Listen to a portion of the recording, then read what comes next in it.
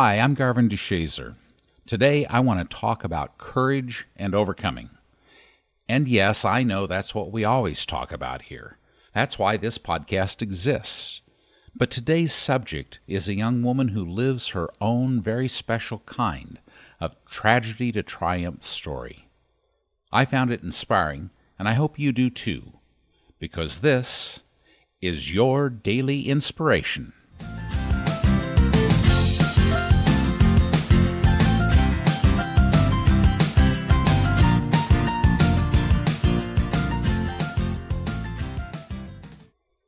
As the 2-week-old newborn sat in the doctor's office, the physician addressed her parents. "She has cerebral palsy," he said. "She may never walk, talk, read, or write." Questions raced through their mind. How could she make friends if she could never walk or play? How could she get a job if she could never speak or write? How would she ever be accepted or feel fulfilled or happy? Hopes for her life were low.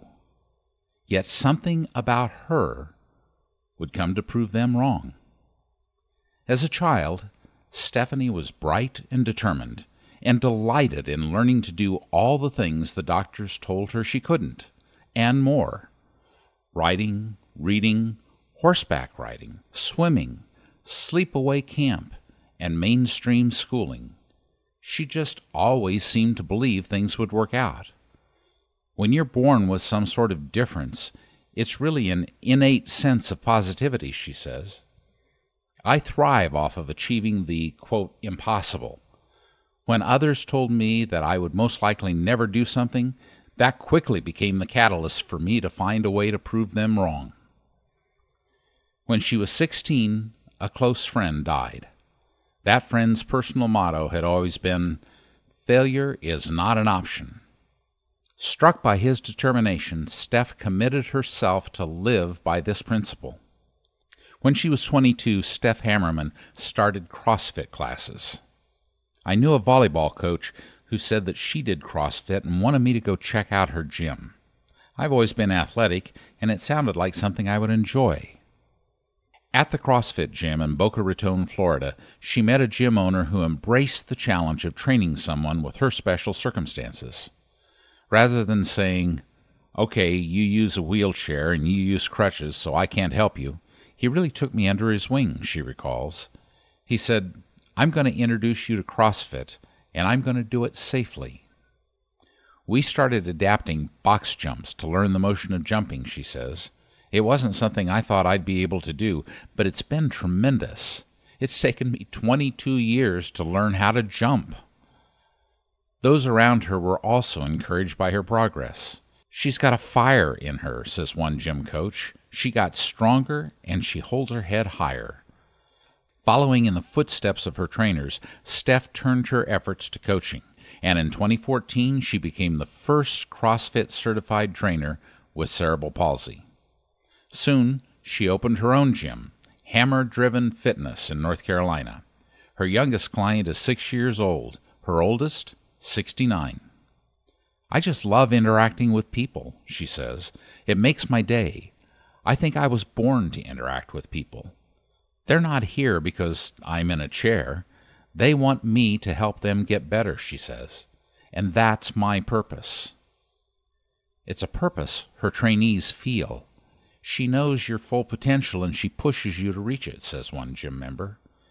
"Having her here and feeling like I'm not by myself in this is really motivating," says another. At age 25, Steph completed her master's degree and met, in her words, "the man of my dreams." Just when it seemed Steph's life was starting to take off, at age 26, she was diagnosed with Hodgkin's lymphoma. "I really didn't have time for cancer," she said. "I went to the doctor's office and she said, 'I've never worked with anybody with cerebral palsy before.' I said, 'We can do this. I just need to know what you need me to do.' And she said, 'Just be exactly who you are.' Doing that, she persisted with treatments. After 7 weeks of the predicted 29-week cancer treatment, her scans were clear. She resumed her CrossFit training and coaching, which had remarkable effects. My cerebral palsy was considered spastic, and now, because of the work I've been doing, a lot of the spasticity has left me. Now, 29, Steph spreads a message of determination and persistence. Our tagline for the gym is, "Stay driven," she says. I never thought I'd be able to call myself a CrossFit athlete. The lesson is, don't prejudge yourself or anyone else. You never know what you're capable of until you try.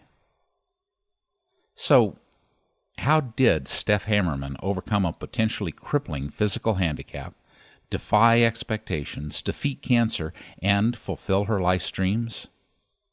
She believed in herself, and she persisted.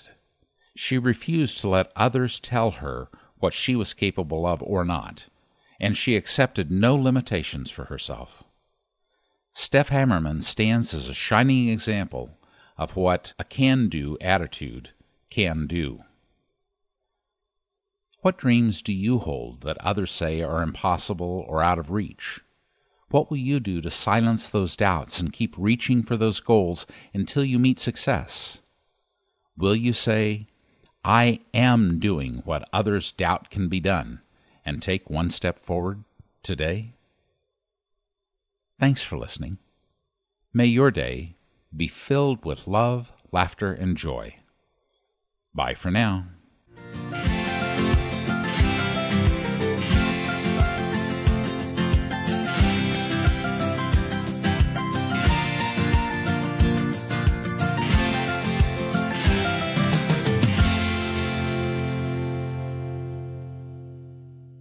Hi, this is Scott, producer for the Daily Inspirations podcast.